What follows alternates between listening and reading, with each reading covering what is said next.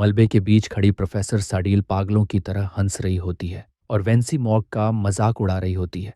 वो उसकी इस सोच का मजाक बनाती है कि ताकत दूसरों की रक्षा के लिए होनी चाहिए। क्रूर मुस्कान के साथ वो कहती है, इसे आसान तरीका है, बस उन चीज़ों को ही खत्म कर दो जिन्हें बचाने की ज़रूरत पड़ती है। और उसी पल उसके दिए आदेश पास ही पूरे होने लगते हैं। एक छोटी बच्ची अपनी खून से भीगी माँ के पास बैठकर रो रही होती है और उनके ऊपर एक विशाल क्रिस्टल मॉन्स्टर खड़ा होता है। वो नीचे झुककर देखता है, माँ अभी जिंदा है और सोचने लगता है कि इसे कैसे खत्म किया जाए।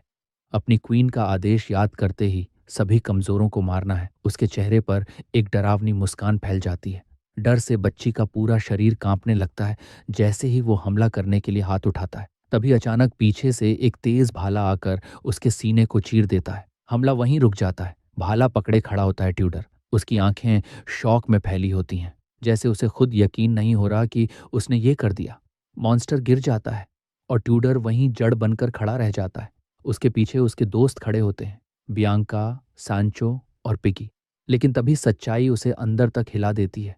उसके हाथ कांपने लगते हैं, सांसें तेज हो जाती हैं, क्योंकि उसने अभी अभी एक जीवित चीज को मार दिया था।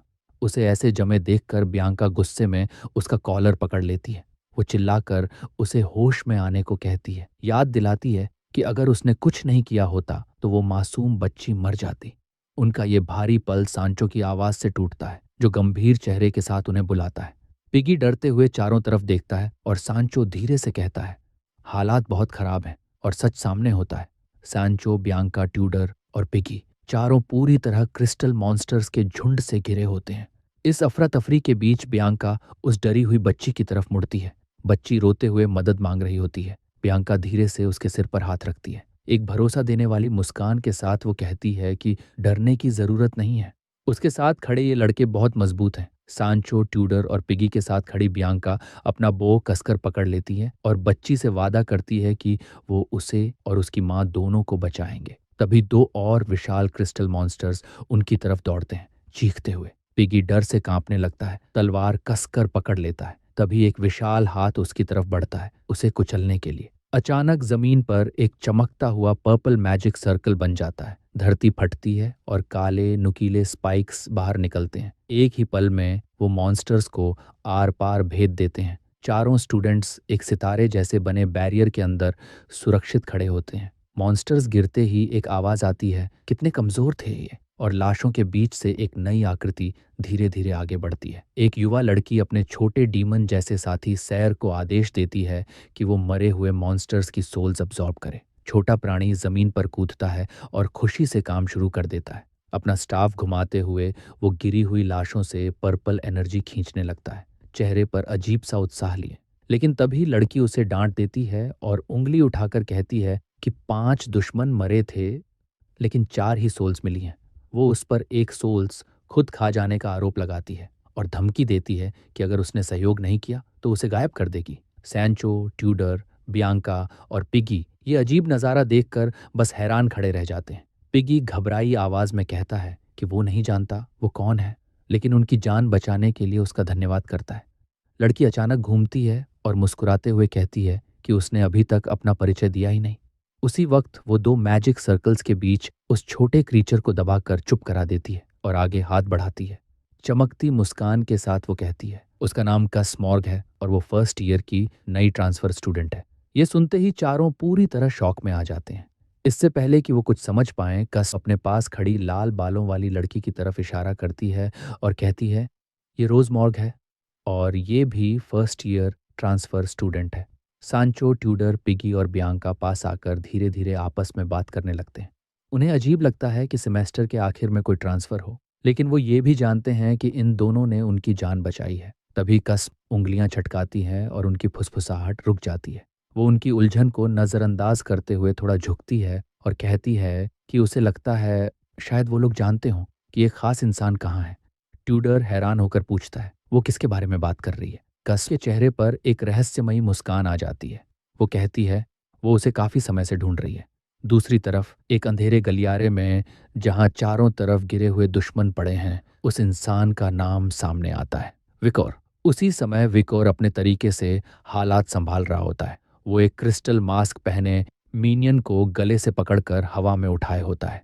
दुश्मन सांस के लिए तड़प रहा होता है और कमजोर आवाज में अपनी क्वीन को पुकारता है। विकोर ठंडी नजरों से उसे देखता है।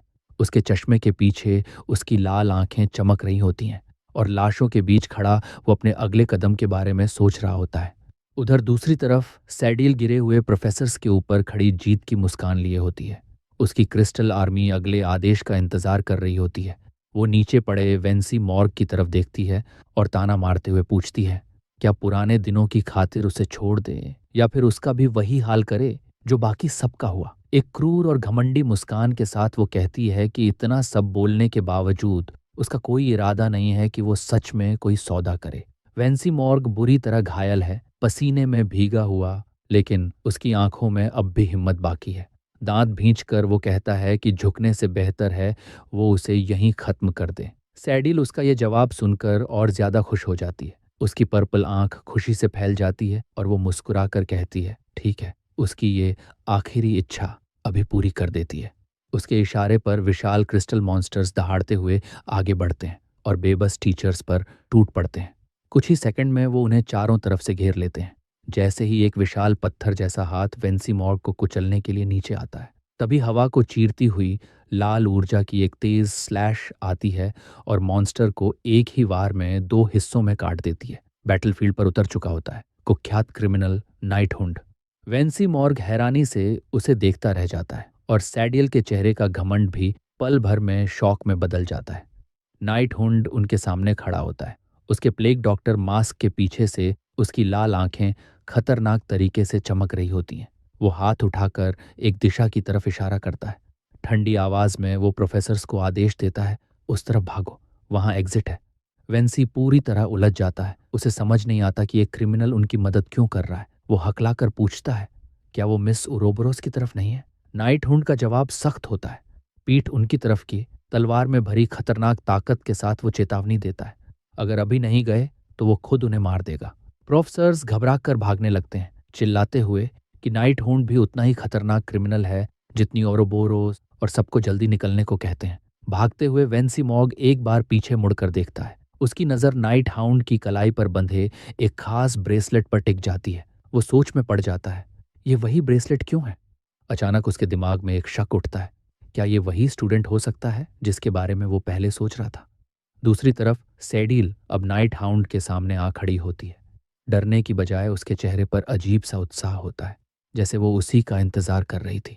हल्की पागल खुशी के साथ वो पूछती है, क्या उसे पता है वो इस पल का कितने समय से इंतजार कर रही थी? वो कहती है कि वो भी उसकी तरह उस पुराने दौर में दिलचस्पी रखता है, वो समय जहां सिर्फ ताकत का राज था और सिर्फ मजबूत लोग जिंदा रहते थे। वो अपनी सोच उस पर थोपने लगती है। वो कहती है कि वो उसके बारे में सब जानती है और उसी वक्त पास पड़ी एक मरी हुई औरत और बच्चे की तरफ देखते हुए कहती है कि उसे उसमें भी वही शिकारी जैसी गंध आती है जो उसमें खुद है। लेकिन नाइट हाउंड का चेहरा बिल्कुल ठंडा रहता है। वो नीचे देखते हुए कहता है कि उसे उसकी गंदी कल्पनाओं में कोई दिलचस्पी नहीं है और वो उसका साथ देने वाला नहीं है। उसका ये सीधा इनकार सेडिल को सच में चौंका देता है। नाइट हाउंड आगे कहता है, और अब उसे उस कत्लेआम की कीमत चुकानी होगी। अगले ही पल वो लाल चमकती आंखों के साथ हवा में उछलता है और हमला करता है। उसकी जोरदार किक सीधे सेडिल की कमर पर पड़ती है, इतनी ताकत से कि हड्डियां तक टूट जाएं, जमीन तक फट जाती है और एक जबरदस्त शॉक वेव चारों तरफ फैल जाती है।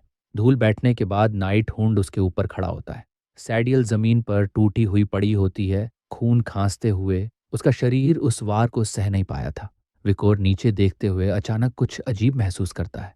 उसे उसके शरीर से हल्की सी डेमन जैसी गंध महसूस होती है और वो सोचता है, उसकी वो अजीब चमकती आंख आखिर आई कहां से? इतनी बुरी हालत में होने के बावजूद सैडियल के चेहरे पर एक टेढ़ी मुस्कान आ जाती है। कांपता हुआ हाथ वो उसकी तरफ बढ़ाती है। डर नहीं, बल्कि अजीब सा जुनून उसके चेहरे पर होता है। वो कहती है, उसे शुरू से पता था, सिर्फ वही है जो उसे सच में उत्साहित कर सकता है। लेकिन तभी उसका शरीर जवाब दे देता है। उसकी आंखों की रोशनी बुझ जाती है और वो टूटे पत्थरों के बीच बेहोश होकर गिर जाती है। उसके बेहोश शरीर के ऊपर खड़ा विकोर अपना हथियार नीचे कर देता है और ठंडी नजर से सोचता है, ये पूरी तरह पागल है। फिलहाल लड़ाई खत्म हो चुकी होती है। वो नीचे झुककर एक गिरी हुई तलवार उठाता है। ये होती है विंटर सोर्ड ऑरवेल। जो कभी हेडमास्टर विंस्टन की पर्सनल तलवार थी। साथ ही वो एक और पावरफुल आर्टिफैक्ट उठाता है, इम्पेनेट्रेबल होली रिंग। उसे जेब में रखते हुए वो सोचता है कि असल में वो इसे 6 महीने बाद चुराने वाला था, जब वो एकेडमी छोड़ता। उसे अजीब लगता है, इतना बड़ा खजाना उसे इतनी जल्दी मिल गया। लेकिन जैसे ही वो वहां से जाने लगता है, उसके मन में एक अजीब बेचैनी उठती है। उसे याद आता है कि अपनी पिछली जिंदगी में टाइम ट्रैवल से पहले उसने कभी मिस उरोबोरो से जुड़ी ऐसी किसी घटना के बारे में नहीं सुना था। टाइमलाइन बदल चुकी थी और कुछ बहुत गलत हो रहा था। तभी वो अचानक रुक जाता है। उसकी आंखें मास्क के पीछे शौक से फैल जाती हैं। वो नीचे जमीन की तरफ देखता रह जाता है, जहां उसकी नज़र उस इंसान पर टिक जाती है जिसे मर जाना चाहिए था। वो था हेडमास्टर विंस्टन, खून के तालाब में पड़ा हुआ, सीने में एक बड़ा छेद लिए। लेकिन वेकर के डर के लिए वो मरा नहीं था। अचानक विंस्टन की आंखें खुल जाती हैं। उनमें एक डरावनी लाल चमक होती है, अजीब सा प्यूपिल, और वो सीधे वेकर की तरफ घूर रहा होता है, एक भयावह अलौकिक नज़र के साथ।